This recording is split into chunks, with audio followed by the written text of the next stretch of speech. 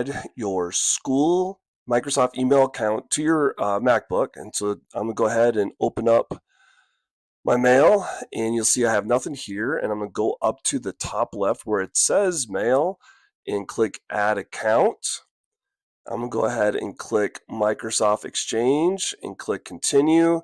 And then I'm gonna go ahead and type in my school email address. Once you typed in your school Microsoft account email address, you're going to have this message pop up, and then go ahead and click sign in. And then it's going to want to have you sign in to your school account. So go ahead and type in your password. This next part you may or may not see depending on your school system security setup for their email. And go ahead and improve my sign in.